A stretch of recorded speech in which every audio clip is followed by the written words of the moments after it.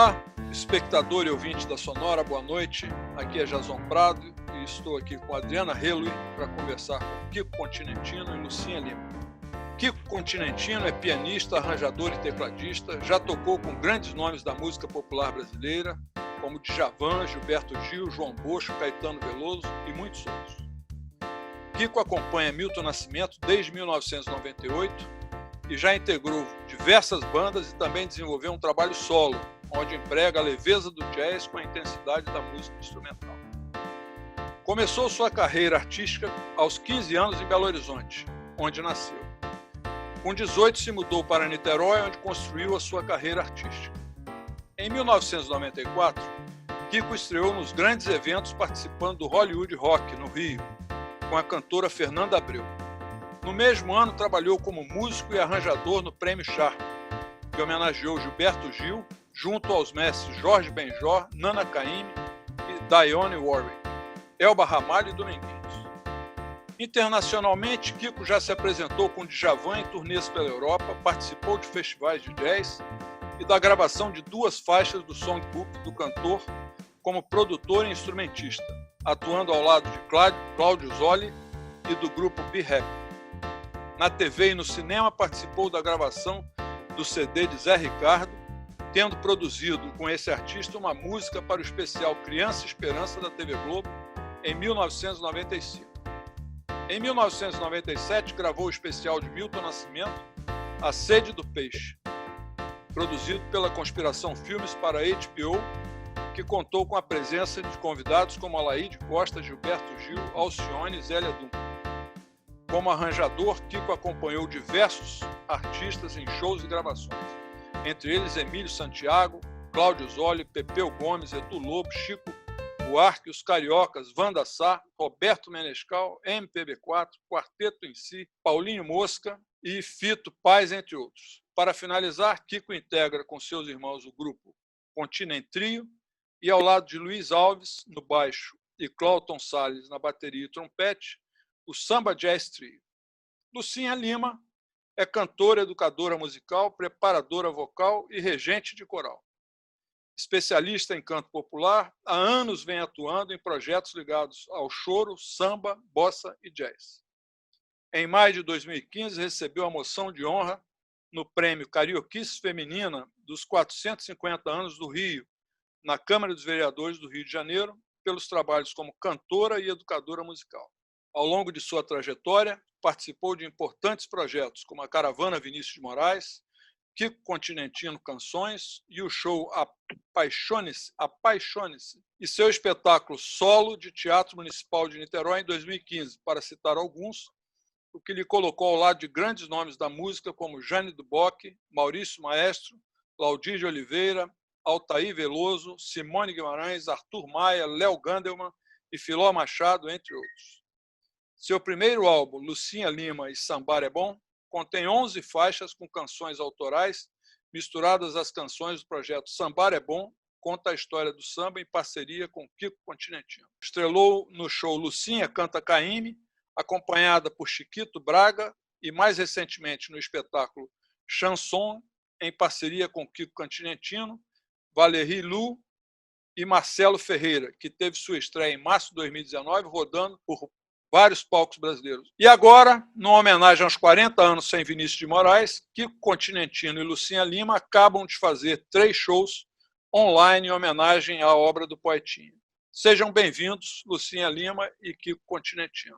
Boa noite. Obrigado. Obrigado, Jason. Obrigada, querido. Cara, cansei, hein? Ler essa história toda. Caramba. Olha que isso aí é só o prefácio do livro. Opa! Fiquei assim, sem fôlego. Prazer enorme estar com vocês aqui, com a história dessa envergadura, prestigiando a Sonora. Conta aí, Prazer, por onde a gente começa? Pelo show do Poetinha? Ou lá por trás, pela carreira, pela educação musical? Pode ser do show do Poetinha para frente, né? Porque o show do Poetinha foi maravilhoso. A gente fez um trabalho assim com muita paixão, fizemos 3 lives. Eu fiz sozinho Vinícius Jazz, só eu no piano, né? Dando um enfoque mais jazzístico às composições do Vinícius. Inclusive fazia também música também, né? Ele não era apenas poeta erudito e letrista. E aí depois, na quinta-feira, que eu já tenho, assim que foi decretada essa pandemia aí, e começou o isolamento e tal, eu comecei a fazer com a Lucinha uns 2 projetos que são os mesmos nomes de intervalos musicais. Os intervalos musicais têm nomes diversos. Então, eu peguei na segunda-feira e fiz a segunda menor, que é quando eu faço sozinho, sempre com repertório, qualquer que seja o repertório, eu improviso em cima, então eu dou aquele toque jazzístico, né? E na quinta-feira eu toco com a Lucinha, então a gente fez a quinta justa, né? E às vezes, eventualmente, eu faço, são nomes de intervalos musicais, segunda menor e quinta justa, né? A segunda pode ser maior ou menor, a quinta pode ser justa, aumentada ou diminuta. E aí, eventualmente, eu faço também o Kiko in Concert no domingo. Os domingos eu faço mais à tarde. E nesses dias aí do Vinícius, é porque completou 40 anos redondinhos, sem Vinícius, da morte de Vinícius, que foi dia 9 de julho de 1980. E quando eu vi que caía numa quinta justa da Lucinha, então eu bolei o Vinícius Jazz na segunda menor, o Lucinha canta Vinícius na quinta, e no sábado a gente fez o Vinícius para Criança, que foi uma delícia. A gente tocou algumas músicas da Arca de Noé, mas nós tocamos também Garota de Ipanema, tudo sob uma perspectiva para a criança, né? E foi uma maravilha. Agora a gente trabalhou muito, fizemos muita divulgação, tivemos uma assessoria de imprensa boa, Carlinhos Pinho, tivemos a produção da Rabi Andrade, lá de Minas, e a gente fez assim um projeto assim, com muita entrega, com muita dedicação, e tivemos depoimentos maravilhosos. Inclusive, tivemos depoimento de 2 parceiros do Vinícius de Moraes, né, que é o Carlos Lira e o Edu Lobo, que tem obras-primas assim, com o Vinícius de Moraes. Que fantástico! O próprio Roberto Menescal também mandou coisas, Jane Duboc também, Ana de Holanda, irmã do Chico, né, do Chico Buarque, porque o Vinícius frequentava... Ela criança, ela contou que em São Paulo, quando ela morava em São Paulo com os pais, né? E aí o Vinícius ia visitar o pai dela, né? E a criançada toda, às vezes era à noite, ela falou assim, não, mas a mamãe deixava, a gente tinha que dormir para ir para o colégio de manhã, mas a minha mãe já tinha uma visão tão bacana que ela falava assim, bom, vocês passarem a noite aqui com a gente na sala, na presença de Vinícius, bom, o pai dela já era um grande, né? Grande escritor, maravilhoso, mas assim, Sérgio Buarque. O Sérgio Buarque. A presença do Vinícius aqui é tão rica culturalmente que eu acho que vocês não vão perder tanto. Então ela falou de um jeito ela contou uma história tão gostosa, né, ao telefone, né, pra gente, que foi linda aliás, ela contou isso num depoimento, está gravado, está lá no Face. A gente compartilhou, ela contou uma historinha. A Miúcha deve ter conhecido nesses saraus, né? O Vinícius. Com certeza. Todos eles, né? Todos os filhos do Sérgio, né? O próprio Chico, né? Todos eles conheceram o Vinícius pequenos, né? O interessante que a Ana contou é o seguinte: o Vinícius chegava assim um pouquinho mais cedo e conversava com os pais dela, que eram mais ou menos contemporâneos, da mesma idade e tal. E depois, aí ele ficava até de madrugada. Aí os pais iam dormir e aí ele ia com os filhos e com outra geração e já ia para a noitada. Né? Mas isso quando ela já estava maior, né? Não, ela não, mas os irmãos dela, eles iam para a noite, para a gandaia.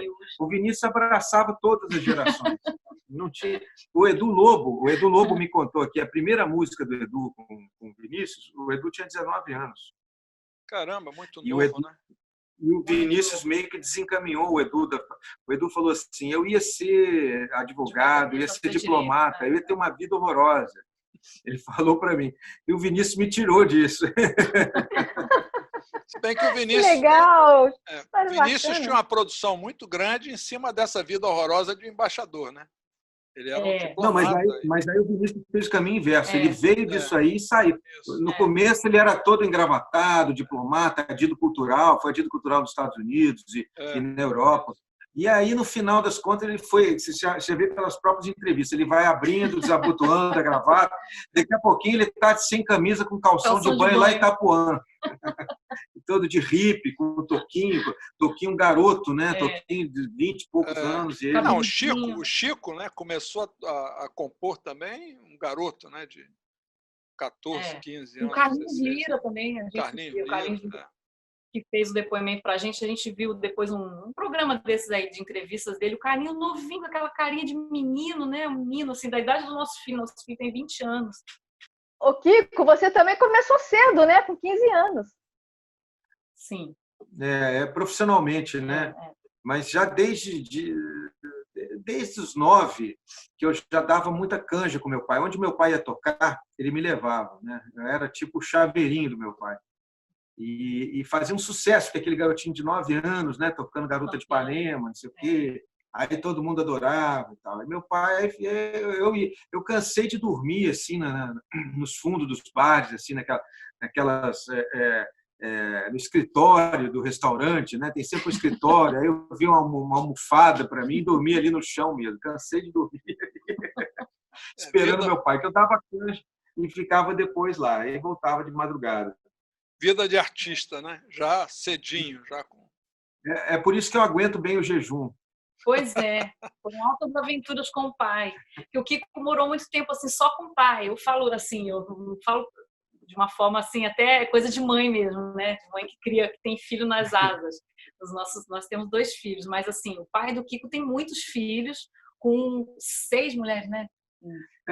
Meu pai tem 9 filhos com 6 mulheres diferentes. E quando meu pai se separou da minha mãe, eu tinha 5 anos quando eles se separaram. E o meu pai sempre conseguiu enrolar, porque meu pai tem um poder de persuasão muito forte, né? Uma coisa assim impressionante, extraordinária. E ele sempre conseguiu com a minha mãe, não que a minha mãe não quisesse ficar comigo, ela queria, mas ele ia e conseguia convencer ela. Quando não convencia também o segundo marido dela, também que ficou amigo dele, e ele convencia que eu tinha que ficar com o meu pai. E eu ficava com a minha mãe também. Não é que eu não ficava, não. Ficava mas ficou mais com o pai, mas né? quando eu ia morar com a minha mãe, assim, dava assim, uns 2, 3 meses, meu pai não aguentava, ia lá e me pegava, dava um jeito de me voltar a ficar comigo.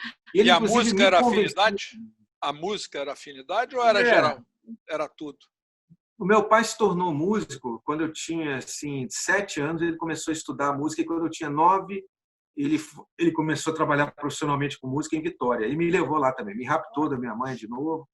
Com 9 anos, ele fez eu convencer a minha mãe que eu tinha que ir com ele. Ele me convenceu para eu convencer a minha mãe. É um negócio muito louco.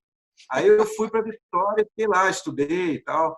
E o meu pai, até hoje, quem abriu quem deu essa abençoada nesse caminho do meu pai, que meu pai fez várias faculdades, mas não terminou nenhuma, né? Uhum. Ele fez filosofia, sociologia, arquitetura, jornalismo, ele fez um pouquinho de tudo.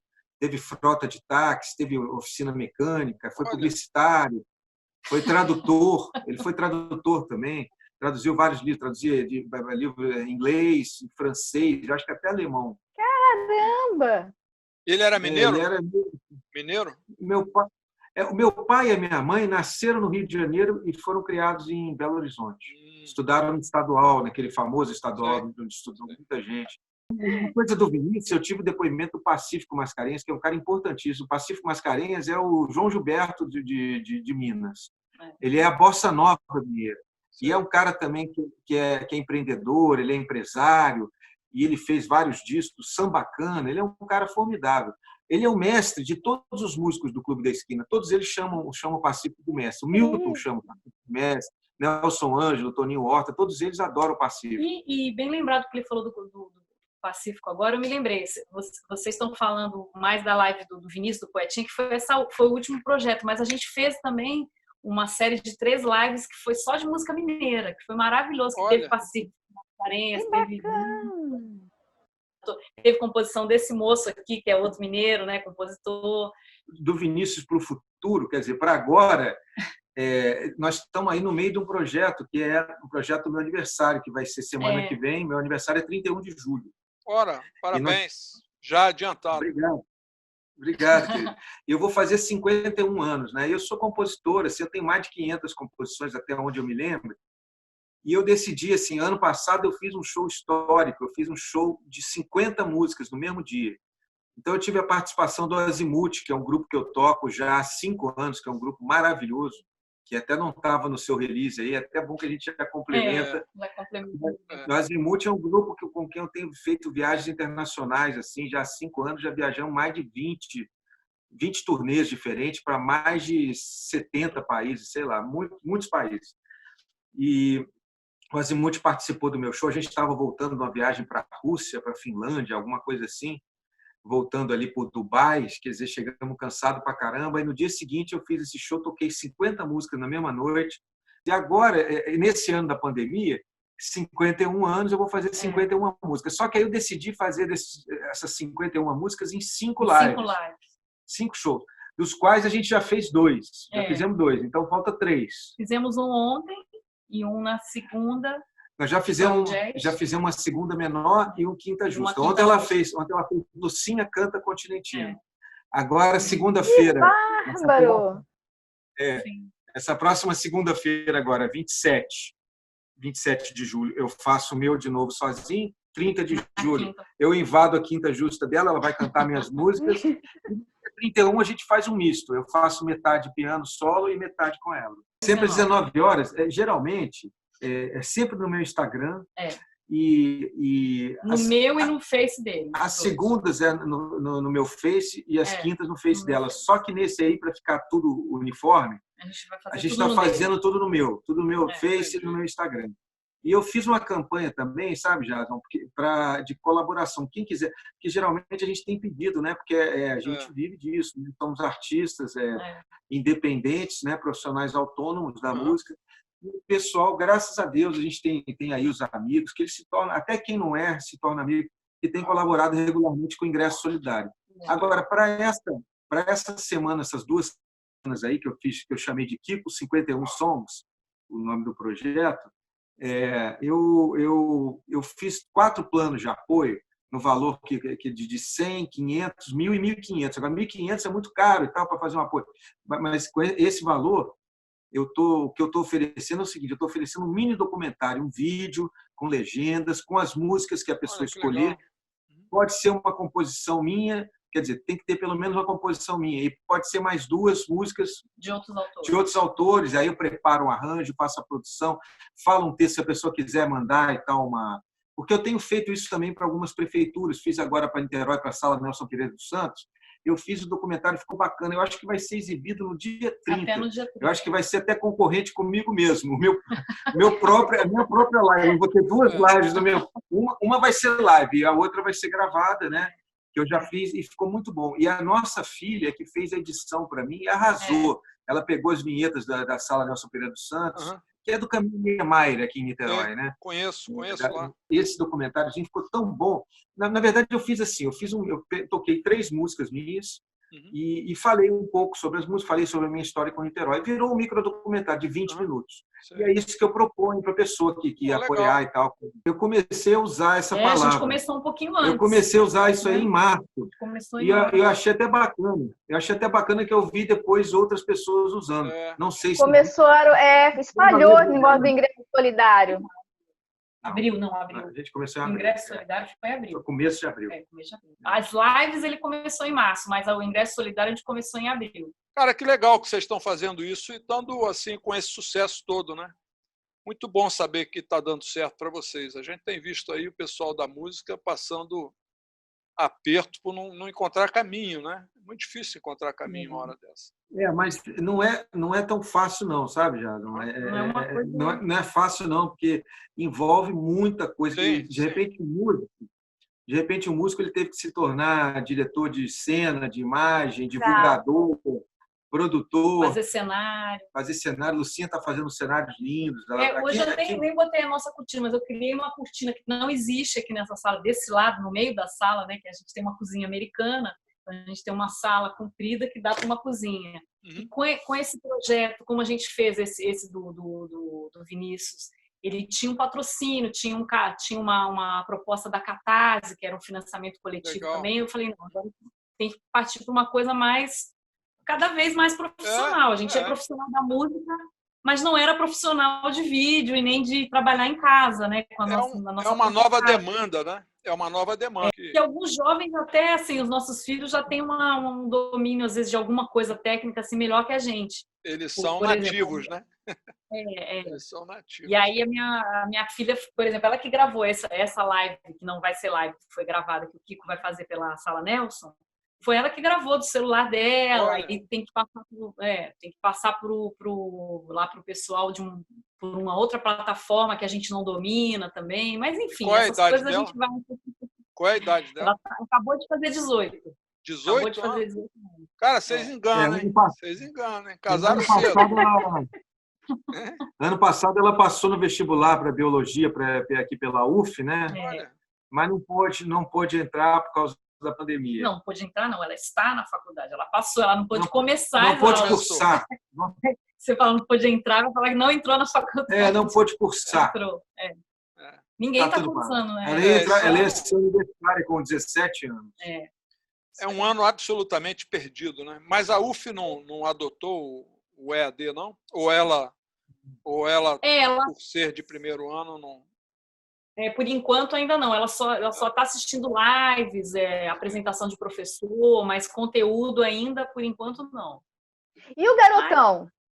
E o garotão, ele não quer muito saber de faculdade, não. Ele até foi bem no Enem e tal, mas não quis arriscar no SISU, não. Ele está mais na dele. Sabático? Qual é a área dele? Não, Gabriel, que ele caiu dentro da produção. Isso, ele está querendo trabalhar com produção. Está prospectando shows e está com uma pegada muito boa. Isso que eu ia perguntar, se ele enveredou pelo lado da música. Da música também, ele arranha lá um violão bacana no quarto dele, ele vem aqui pro piano, às vezes tem um teclado, ele é muito musical, tem um ouvidinho assim maravilhoso. Mas ele está querendo agora, ele não sei se essa pandemia despertou uma coisa tão bacana nele. Ele tinha um trabalho aí de jovem aprendiz que ele foi suspenso, graças a Deus, por conta da pandemia, né?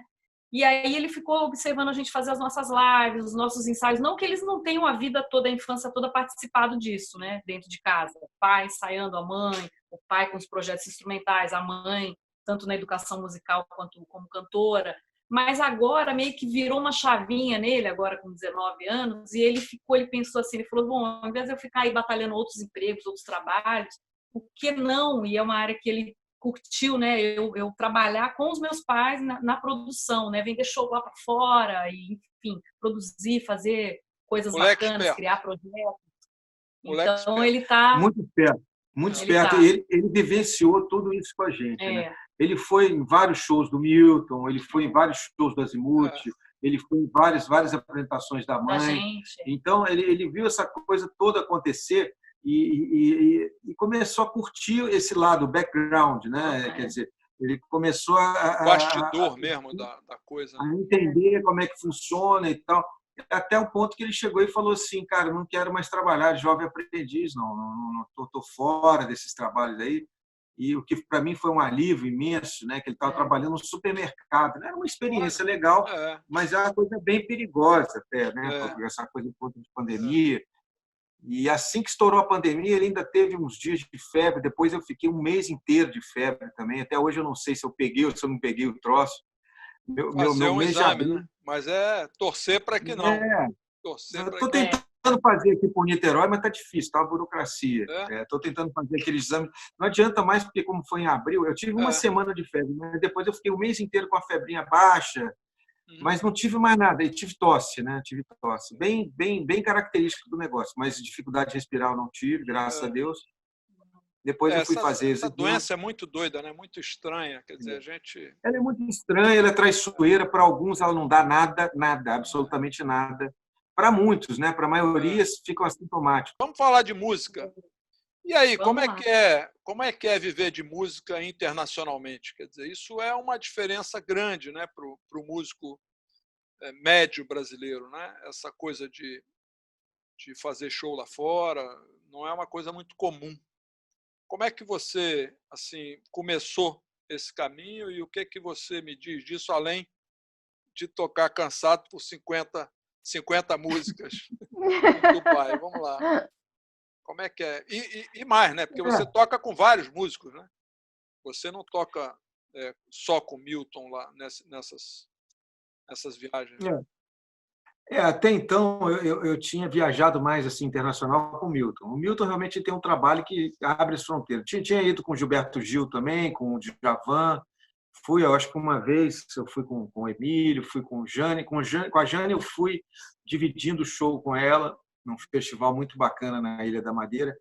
Mas, assim, com o Milton eu fiz várias turnês na Europa, fomos para a África, fomos para a Ásia, Estados Unidos, várias turnês também. Que o Milton ele tem uma projeção assim extraordinária lá fora. O Milton realmente tem uma projeção uma estrela impressionante. muito grande, né? Agora, interessante que o Milton ele deu uma parada por motivo de saúde, ele teve aí 2 anos sabáticos, né? E aí eu não podia ficar parado, né? Então pintou pela segunda vez pintou um convite para o Azimuth, que é um conjunto assim espetacular, é um conjunto assim antológico. Eles têm uma discografia de mais de 30 álbuns originais, fora compacto e tal, já dá quase uns 50. E lançado assim, em todos os continentes, em todas as gravadoras. Eles foram da Milestones, que era o berço da CBS, a maior gravadora de jazz, assim, né, da Fantasy, né? E depois foram para Far Out Records, que na Inglaterra, em Londres. E assim, a carreira deles começa, a carreira discográfica começa em 1975, quer dizer, eles já têm 45 anos de carreira discográfica, mas eles começaram a tocar juntos em 69, o ano que eu nasci, quer dizer, então é um grupo que tem 51 anos, é um negócio assim fantástico. E o moço aqui, desculpa interromper, ele nada mais, nada menos que ele está substituindo o Zé Roberto Bertrame, que é um excelente pianista, né? São os 3 fundadores, infelizmente, né? Zé Roberto Bertrame, Alexandre Malheiros e Ivan Conte Mamão. E eu entrei no lugar do Zé, quer dizer, eu peguei uma missão muito bacana, muito bonita, né, de prosseguir. E, de repente, eu me vi viajando com a Azimuth mais ainda do que o Milton, né? Porque o Milton, geralmente, a gente tinha 2, 3 turnês assim, no ano, às vezes uma só, às vezes nenhuma. Mas com a Azimuth é toda hora, é bate e volta. Teve um ano passado. Ano passado a gente fez uma turnê que foram 3 continentes, foram 4 continentes, porque ela terminou em Curitiba. A gente começou em Tóquio com Azimuth e Marcos Valle, né? Depois fomos para a Europa, rodamos bastante, fizemos mais de 10 shows na Europa. Depois fomos para a África, fizemos Casablanca, no Marrocos. Aí voltamos para a França, para Paris. Aí chegamos no Brasil. 2 dias depois a gente já estava tocando em Curitiba. Então eu falei assim, foi a turnê quadricontinental, assim, 4 continentes em menos de um mês, em um mês, assim, nós rodamos 4 continentes. Mas fora isso, eu já tinha 2 meses antes, eu tinha viajado com o Azimuth para a Europa, viajei com o Milton também para a Europa ano passado, fizemos Estados Unidos também, gravamos um disco com o pessoal do hip hop lá na Califórnia. E esse ano, agora na pandemia, a gente tinha outro trabalho nos Estados Unidos que foi cancelado. Infelizmente, foi tudo cancelado. Se não fosse a endorfina e a adrenalina, você tinha caído duro, né? Quando chegasse em casa. A gente tem que se preparar. Para mim, assim, esse negócio de viajar e tal, por isso que ela fica chateada, tadinha, porque ela quer viajar o tempo todo. Quando eu chego, eu quero ficar em casa.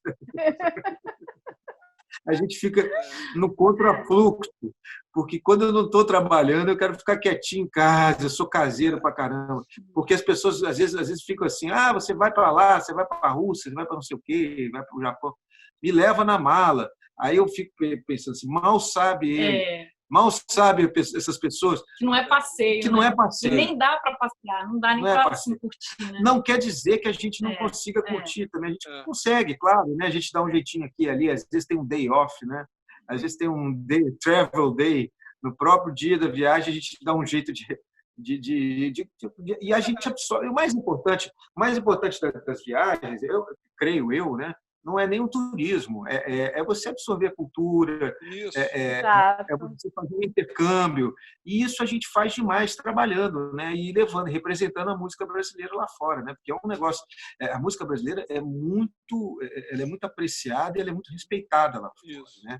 Então, trabalhos assim como Azimuth, como Milton, é tapete vermelho, assim, as pessoas têm um carinho muito grande, né? Ainda mais porque são vários discos, são várias experiências, várias sensações que transmitem.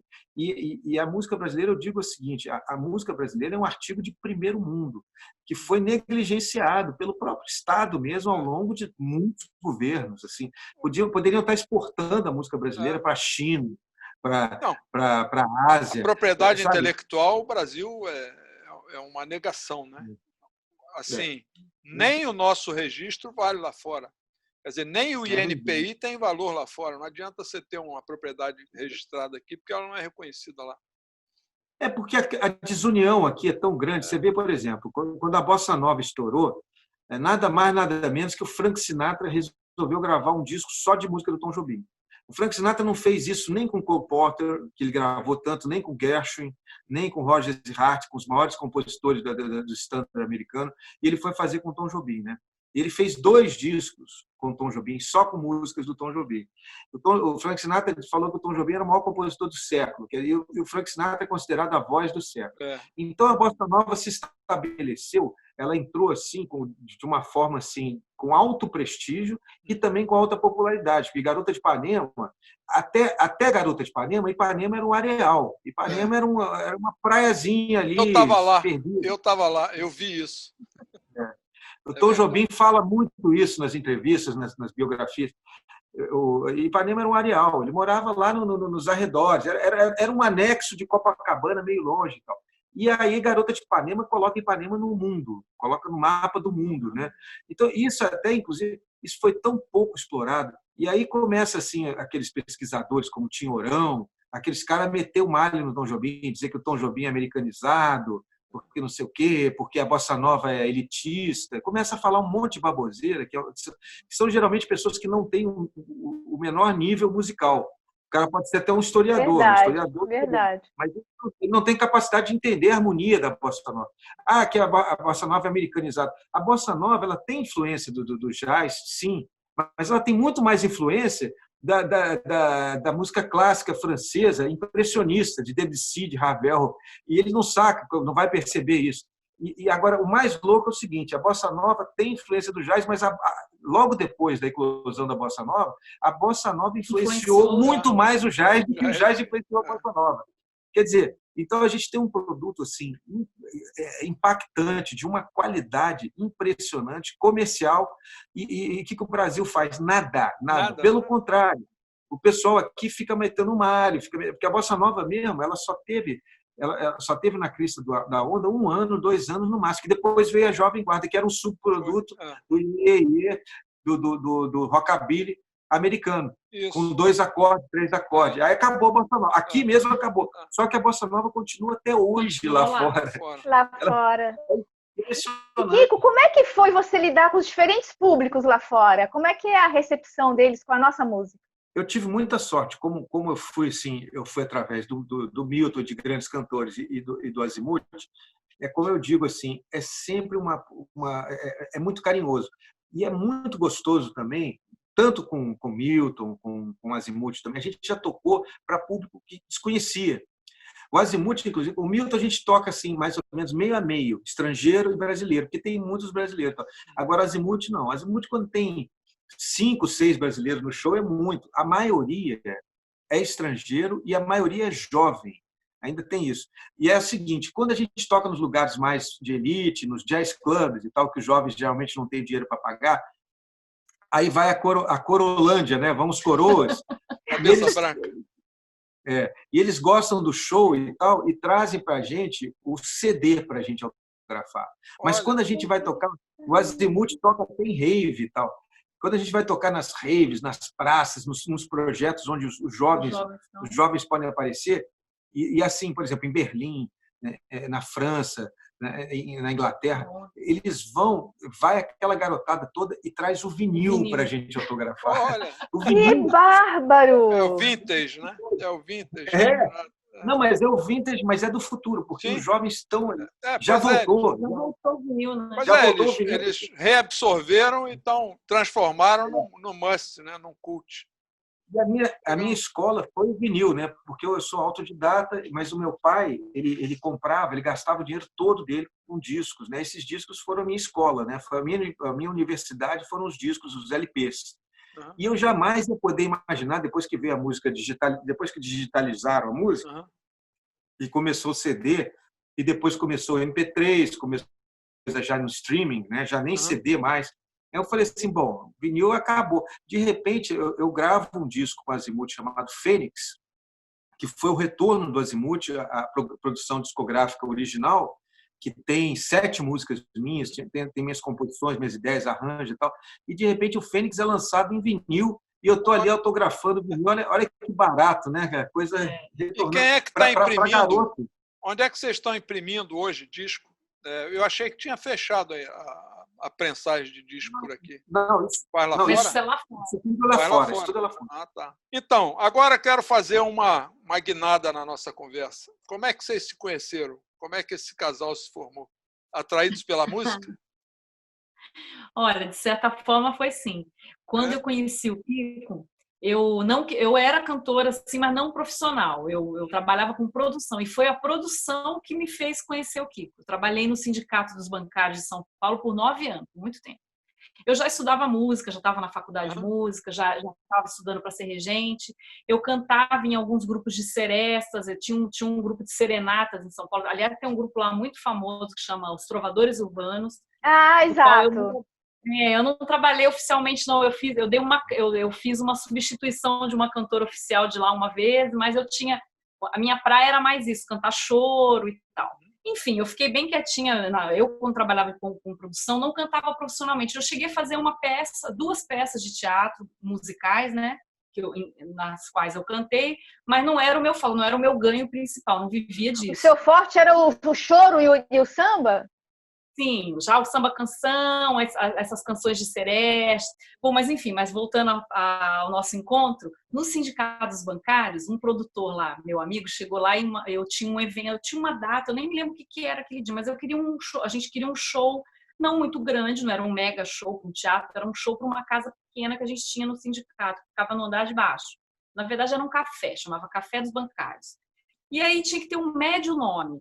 O Cláudio Zoli, que é um artista aqui de Niterói, que vocês devem conhecer, que é o considerado príncipe do soul, que é um cara muito bacana, compositor, que é da Black Music, né, aqui. Ele, assim, não é super conhecido no Brasil inteiro, mas ele é conhecido em São Paulo, né, mais ou menos nessa linha.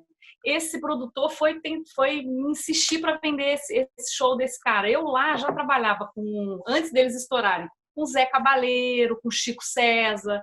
A gente já fazia shows deles lá. Rita Ribeiro, Selmar. A Lucinha já tinha produzido o show dos Titãs e do Milton para o Sindicato dos Bancários. Muito antes de tocar com o Milton. Muito antes de tocar com o Milton, eu já tinha produzido um show no AMB. Mas aí, enfim, depois de muita conversa do tal do Cláudio Zoli, que eu conhecia, mas eu não conhecia o trabalho profundamente. Eu conhecia que ele era daquela banda Brilho, né? Brilho. Que era uma banda mais pop e tal. Aí esse produtor, que até hoje em dia virou nosso cupido junto com o Zoli, né? Ele me insistiu e eu consegui convencer a nossa diretoria lá. Fizemos o show a noite de soul com o Cláudio Zoli. E ele tinha um formato de show que ele levava só o Kiko, que não era a banda toda, que era só ele e o Kiko. A gente chamava de show de computador, porque era tudo programado. Eu tocava o piano, mas o meu teclado fazia a bateria e o baixo também programado. E ele tocava guitarra e cantava. O Zoli é admirável, né? Enfim, fizemos esse show, foi bacana que a gente se conheceu e tal, mas eu era uma pessoa casada, super bem casada, e eu nem olhei para esse moço, nem prestei atenção que ele tinha olhos azuis. E aí ficou aquela coisa assim, depois de 1 ano ele voltou lá, aí eu já tinha me desligado do sindicato, porque eu estava muito afim de trabalhar com música, e também com produção mais independente. Eu falei, não, já estou aqui há muito tempo, foi um lugar que foi uma escola para mim, foi maravilhoso. Eu fazia de tudo lá, fazia agenda cultural, fazia textos, não só fazia programação cultural da casa toda, como programava exposições, peças de teatro, escrevia agenda cultural, resolvia, fazia diagramação, era aquela coisa que você faz um pouco de tudo. Mas eu já estava um pouco cansada, eu já estava para me formar, eu queria reger corais, eu queria cantar, e falei, não dá mais para ficar com essa coisa de produção. E aí, 1 ano depois, exatamente quando a gente conheceu pela primeira vez, ele voltou lá com o Cláudio Zoli, só que daí eu fiz a produção independente junto com o Franco, esse mesmo produtor. No Centro Cultural Vergueiro, que você deve conhecer. Você morou em São Paulo, conheço, né? Nossa! O Vergueiro é aquele teatrinho lindo, que ele é todo de vidro, né? Aquela parede. Fica um teatro arena, que a gente chama, que fica num quadradinho assim no meio e em volta. É uma arena que não é redonda, é uma arena toda quadrada. É muito legal, né? A gente chama de arena, mas E é pequeno para poucas Eu pessoas. tive lá ano passado com a Azimuth e um rapper. Muito bacana. Vergueiro? E eu lembro que esse show que o Kiko fez, esse agora que a gente produziu, dessa vez sim, que aí a gente meio que os olhos, né? E aí o meu casamento estava meio de mal das pernas e eu já estava meio que me separando mesmo. Aí a coisa, a flechada bateu. Aí o Cupido deu uma flechada. Aí você mesmo, reparou nos olhos azuis dele. Aí esse moço aí, realmente eu reparei nele, aí se criou uma história, a gente acabou, né? Ele me laçou, me trouxe para cá, eu estava me formando, então veio a calhar, né? Me separei, acabei de me formar, e aí ele falou, não, me chamou para vir morar aqui com ele, aí estamos aqui. A minha história já como cantora aqui no Rio, porque aí fica aquela coisa, né? Professora de canto, cantava, mas eu achava, eu via que o mundo o mundo musical, né? Era uma coisa assim, muita cantora, né? Muita cantora, chacoalhar uma árvore, caía cantora. Tanto aqui, lá em São Paulo, quanto aqui. E ele, músico, viajando pra caramba, a gente teve 2 filhos, assim, logo a gente se conhece. Aliás, uma das coisas que fez a gente se apaixonar foi que a gente estava super afim de ter filho. O meu ex-marido não queria filhos de jeito nenhum. Aliás, foi uma das coisas que meio que o casamento... Balançou. Eu era doida para ser mãe e conheci um moço que olhou para minha cara e falou assim, bom, eu quero ser pai, então não vamos perder tempo, vamos embora comigo morar em Niterói, eu quero ter um filho. Não, mas não foi isso aí é a versão da perspectiva dela. Ela coloca muito essa coisa maternal. Claro que eu queria ter um filho, claro, mas eu não escolhi ela para ter um filho, não. Eu não escolhi ela para ter um filho. Eu achei que ela era uma mulher perigosa, daquelas mulheres perigosas, assim, que acaba sendo para ser mãe dos seus filhos. Ok, mas o que fez a coisa do filho do Gabriel surgir muito rápido foi um problema que ela tinha, que ela tem, que chama endometriose, e ela fez uma videolaparoscopia, eu acompanhei isso tudo ela e tal. E aí eu me lembro direitinho dos médicos dizendo para ela que a cura, inclusive para ela naquele momento, era ter um filho. Eu falei, bom, então vamos promover essa cura aí. Né? Vamos ser o remédio do problema, né? Isso acelerou, de certa forma acelerou. Eu tive isso como um sinal, falei, pra gente. Só que aí os médicos falaram assim, olha, mas vai ser difícil, ela estava tomando muito hormônio, vai ser difícil vocês terem filho agora, vocês tentam aí durante 6 meses, se não conseguir, volta, não sei o quê. Aí ela estava fazendo um tratamento. Só que o Gabriel veio de repente, ele veio mesmo. Ele veio. No ele terceiro mês do tratamento. No terceiro mês do tratamento já vinha, já falava que era a partir do 6º mês. E aí a coisa ficou tão fértil que depois do Gabriel, 1 ano e 10 meses exatamente, veio a Alice. A Alice veio da vontade dela. Independente da vontade de qualquer um, veio a Alice. Aí a cantora ficou um pouquinho anestesiada e ficou mais a educadora musical mesmo, a professora de canto e tal. Lá, eis que um show que o Kiko ia fazer, Samba Jazz Orquestra, que tinha a Bárbara Mendes, a Bárbara ficou doente, alguma coisa aconteceu. Ele tem o Samba Jazz Trio, né, que a Adriana já conhece, já chegou a ver várias vezes. Ele tinha o formato Samba Jazz Orquestra, que era um grupo maior, e que eles iam tocar no Estrela da Lapa. Aquela época que a Lapa começou a fervilhar de coisas, de casas, foi o revival da foi Lapa. O revival da Lapa. E aí a cantora que eles chamaram para fazer esse trabalho, ela ficou doente, ela teve um problema lá que ela não ia poder fazer. E aí o Kiko assim, poxa, não sei o quê. Acho que ela teve filho. Foi neném? Eu não lembro o que foi. Os meus filhos eram pequenininhos, mas já tava, não eram mais bebezinhos, não mamavam no peito. Eu tinha uma assistente que ficava. E aí o Kiko falou, pô, eu tenho uma cantora em casa, né? Eu desenterrei as coisas que eu já tinha cantado em São Paulo, aliás, muitas coisas, não para esse show do Samba Jazz Orquestra, mas depois que a gente resolveu fazer coisas juntos de choro. E aí foi um encontro que foi acontecendo assim, depois que a gente já estava com 7, 8 anos de casado. Né? Um encontro musical mesmo, propriamente dito. Com essa substituição dessa cantora, eu fiz um ensaio, acabei fazendo o trabalho no lugar dela, e a gente se viu assim, meio que parceiro. Aí eu já estava compondo um choro para minha filha, que não dormia, que até está no meu disco, que chama Ai Loló. Compus o Choro Menino para o Gabriel. Quer dizer, a musicista sempre esteve ali, mas e também eu ficava muito sem graça, porque imagina você ser casada com um monstro desse aqui, né? qualquer coisa que... Intimida, não? Totalmente intimidante. Então, mesmo eu não sendo instrumentista, sendo cantora, é uma responsabilidade ser casada com esse moço e trabalhar com ele. Agora não, agora a gente já tem mais de 12, 15 anos que a gente faz coisas, que a gente toca junto, que a gente tem N projetos, né? Choro, de bossa nova, o chanson, que é o projeto mais novo, que é a Minha Menina dos Olhos, que é Tom Jobim, Michel Legrand, que é um repertório lindo, que é um show lindo junto dele, que tem a Valérie Lu, que é uma cantora francesa espetacular, que mora em Niterói há muitos anos, ela já virou prata da casa aqui praticamente, e Marcelo Ferreira, que é outro mineiro. Então, são encontros que a vida vai te dando. O encontro com esse outro casal também foi muito lindo. A gente já se conhecia aqui de Niterói, en passant, né? En passant. Kiko já conhecia a Valérie desde moça, de quando ele veio para cá e conheceu o Arthur Maia. Eles eram bem jovens, eu nem sonhava em morar aqui, vivia lá. Mas esse reencontro foi uma canja, né? Uma participação especial que você foi fazer no show da Valérie. Não, eu estava acompanhando a Valérie. Ele estava acompanhando a Valérie. Aí a gente estava com os dois casais, a gente estava depois comendo uma pizza depois de um show. Jantando depois do show, falei assim, bom, vamos fazer um negócio juntos. Aí eu pensei assim, Brasil, França. Tom Jobim, Michel Legrand. Michel Legrand é o Tom Jobim da França. Michel Legrand é um compositor fantástico. A história é um pouco diferente do Tom, porque ele foi muito para o cinema, né? O Michel fez muita coisa para cinema, para teatro também. Né? Repertório cinematográfico, né? Maravilhoso. O repertório do Michel Legrand. Eu só conhecia, na época que eles inventaram o projeto, eu só conhecia Verão de 42, né? Assim, que eu tinha na minha cabeça. Aquela história de uma mulher mais velha, né? Um adolescente. 42 aqui, ó. Que é uma história...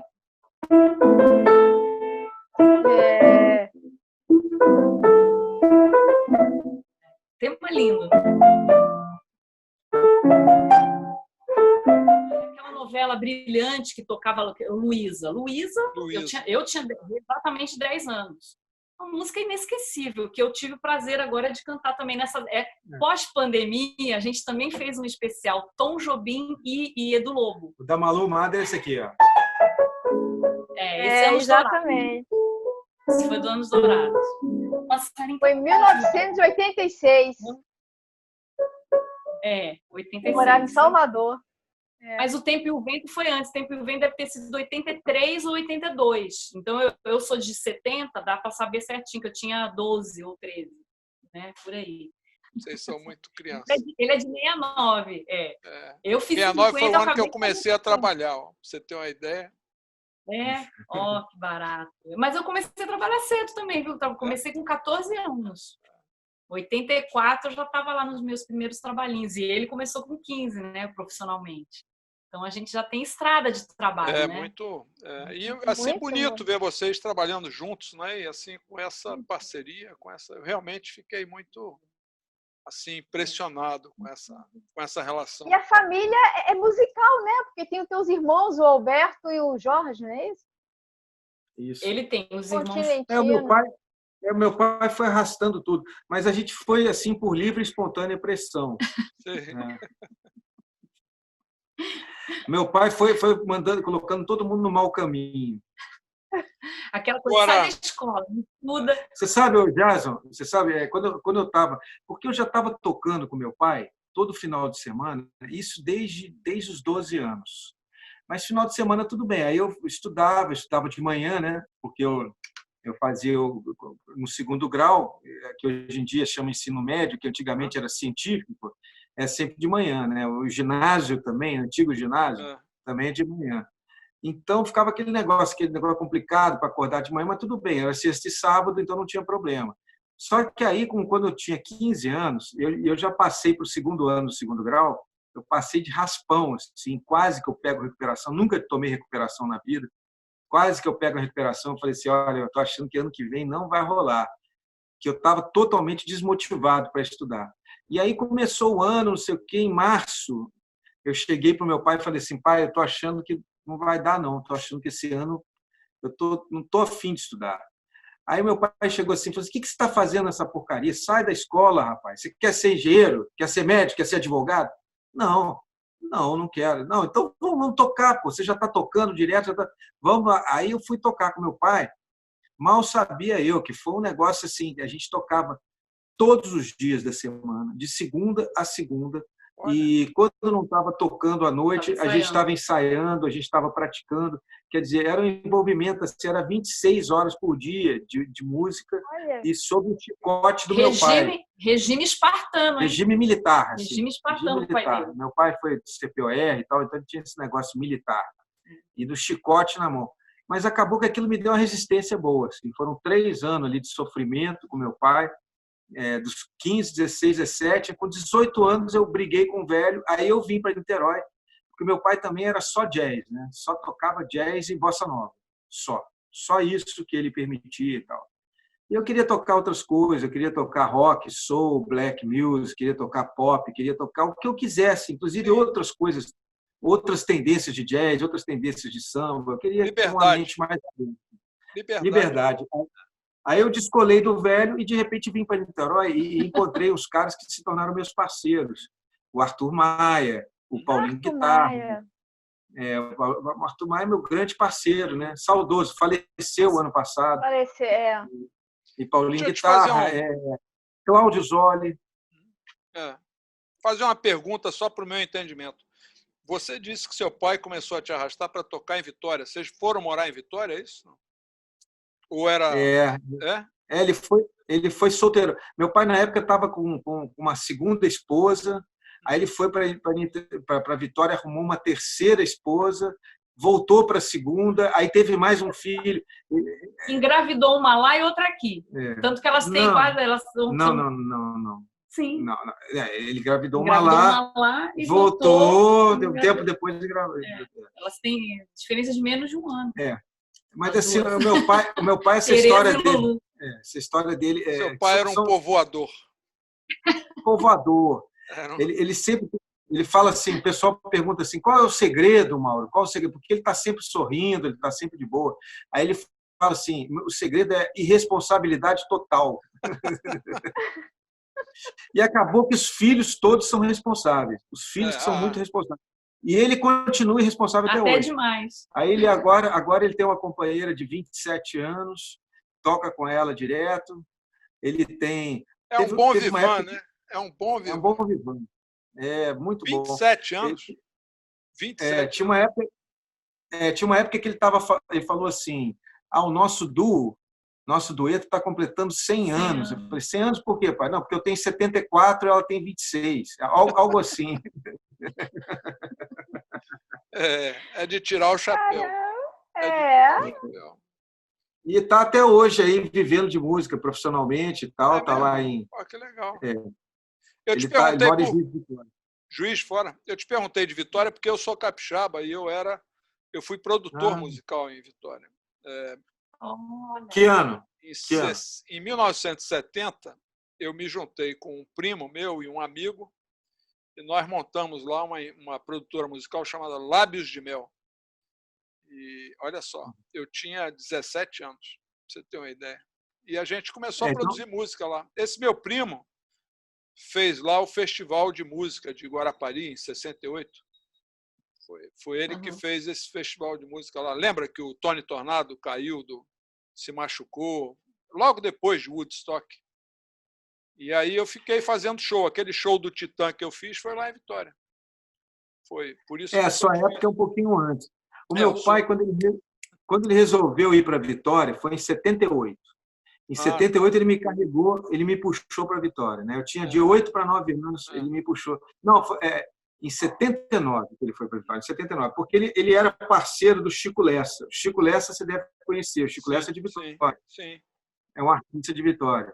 E o Chico estava no Rio, meu pai fez uma parceria com ele e ele resolveu começar profissionalmente em Vitória. E aí me carregou, voltou para me pegar, foi em primeiro, arrumou uma pensãozinha lá, um negócio, e aí voltou para me pegar e eu era 2 anos adiantado, né? Eu falei, pai, mas eu vou estudar. Não, mas você está 2 anos adiantado, você pode ficar 1 ano sem estudar. Eu fiquei 1 ano sem estudar. É bom que você aprende mais piano e tal. E foi realmente o ano que eu aprendi a mão esquerda. Eu estava muito bom da mão direita, mas não estava harmonizando bem.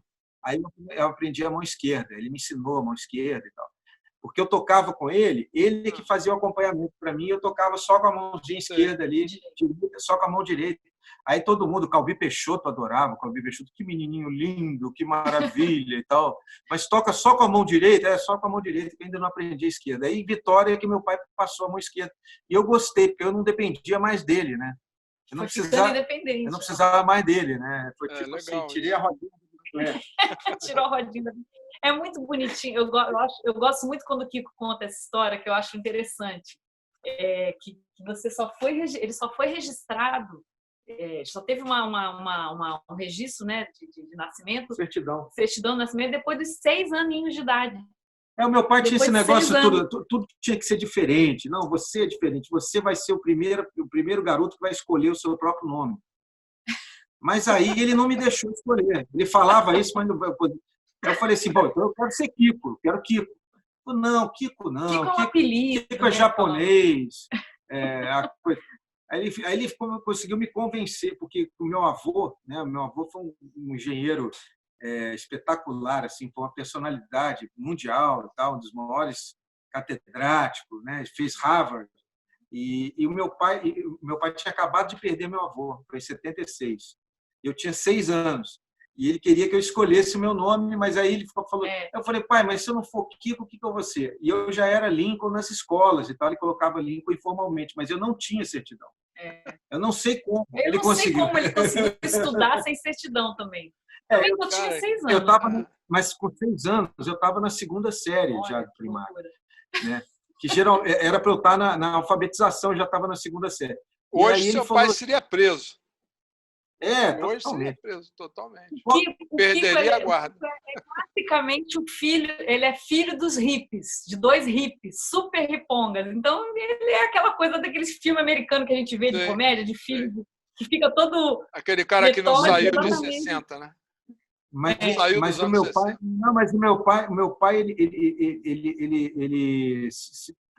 ele transitava de uma forma muito fácil. Meu pai, uma hora ele era hippie de cabelo até na cintura, aquele hippie que andava descalço. Meu pai andava descalço. De repente aparece um cara assim na casa da minha avó, não entendi nada. Minha avó agarrou o cara, não entendi nada. O que é isso? Aí o cara apareceu, começou a brincar comigo. Era o meu pai de cabelinho cortado, né? Tinha acabado de cortar o cabelo. E logo depois, no dia seguinte, ele botou um terno e gravata e foi trabalhar na agência publicitária como contato, ganhou uma grana.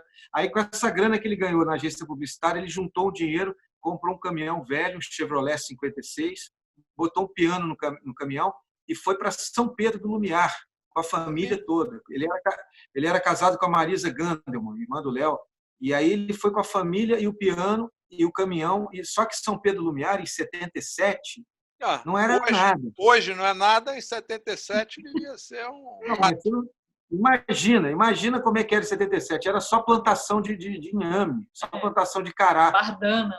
E muito bagulho. Não tinha ninguém lá. Não tinha ninguém, só tinha roça. São Pedro do Lumiar era só roça. Plantação de inhame, maconha e os malucos lá vendo o disco voador lá em cima, em Lumiar e Boa Esperança. São Pedro, eu estudei, e Boa Esperança. Você estudou lá? A minha 3ª série eu fiz no grupo lá de São Pedro do Lumiar. Meu pai era assim. Aí minha mãe ficava morrendo de saudade, ia para lá para me pegar, para me buscar. Seu pai é um personagem à parte. Você tem que fazer entrevista com ele. Pode marcar. Marca aí. Dá um contato que a gente entra em contato. Não, pode, por favor, me passar o telefone. Vai ser uma entrevista muito, muito saborosa. Até porque eu vivi essa época, né? Eu vivi toda essa loucura. Eu morei em Londres. Em 72, 73, eu morei em Londres. Né? Aquela loucura toda. Só não andei descalço pela rua. O resto fiz tudo. Isso aí, o meu tio Linquinho, que é irmão do meu pai e da Dudu, que você teve lá na pousada dela, lá em Mauá. A Dudu morou em Londres. Mas o meu tio Linquinho, que é um dos caras mais loucos do mundo, morreu jovem. Ele não tinha nem 60 anos, morreu com 59 anos. O Linquinho andou por Londres nessa época sua aí, 71, 72, e ele viu aquele show do Miles na Ilha de Man, que estava o Gilberto Gil, o Gilberto Gil também assistindo e tal. Eu vou trazer uma entrevista aqui com o Cláudio Prado, que é o cara que botou o Gil e o Caetano para tocar, para cantar na Ilha de Man. Eu vou fazer uma entrevista com ele um dia desse aqui. Sabe quem é o Cláudio? Bom, paulista. Não, já ouvi falar. Ele é muito doido, tem um programa também na web. Pô, que barato, cara. Quero conhecer teu pai, sim. Só falar uma coisa bonitinha que está acontecendo agora com essas lives. Teve 2 pessoas, eu não vou lembrar o nome agora, que falaram, pessoas mais antigas, evidentemente, que não lidam muito bem com tecnologia, mas que começaram a assistir as nossas lives e se incomodaram com o tanto de bonequinho que as pessoas vão mandando e conversam. Mas não é. Aí essa pessoa falou assim, mas não é possível que até live as pessoas ficam lá incomodando, que o bonequinho vem para... A gente não está sabendo, que a gente não sabe. O bonequinho vem e cobre, às vezes cobre a mão do piano, do Kiko, o cara quer ver a mão do piano. Mas aí que tá. É só você pegar e fazer assim na tela. Pois mas aí eles não sabem disso. Né? A selfie, por exemplo, o Milton, Bituca, né? Eu chamo ele de Bituca. O Bituca odeia selfie, né? Ele odeia selfie. Porque ele fala assim, ninguém pergunta pelo seu pai, pela sua mãe. Se você está bem. Ninguém pergunta se você está bem, só quer tirar a selfie. Quando o japonês inventou a selfie, ele fica... a pessoa chega assim, ele já vai embora. Ele pegou um pânico. Porque as pessoas não querem nada, realmente. As pessoas só querem tirar uma foto como um troféu. É isso. Um troféu. É muito doido isso. Lucinha, Kiko, vamos caminhar então para fechar. Adorei vocês conhecer. Quero conhecer teu pai. Gostei muito da história que você me contou. E bom conhecer realmente vocês, saber que vocês são assim um casal tão entrosado e tão assim com tantas afinidades. Parabéns, vocês estão de parabéns. Eu vou confessar para vocês, eu estou na linha do seu pai. Fui casado pelo menos umas 8 vezes. Só não pratiquei esse 1-2-1, 1-3-2 que seu pai fez, né? Mas o resto, para mim, a coisa tem que andar para frente. O negócio de andar para trás não dá muito certo. Mas feita a piada, a brincadeira, poxa, gostei muito de conhecer vocês. Obrigado por esse tempo que vocês receberam a gente, essa invasão. Adriana, vou pedir que você se despeça do nosso público. Muito feliz por estar aí com vocês. Virtualmente, mas feliz por estar com vocês, porque tem tanto tempo que a gente não se fala, que a gente não se vê, né?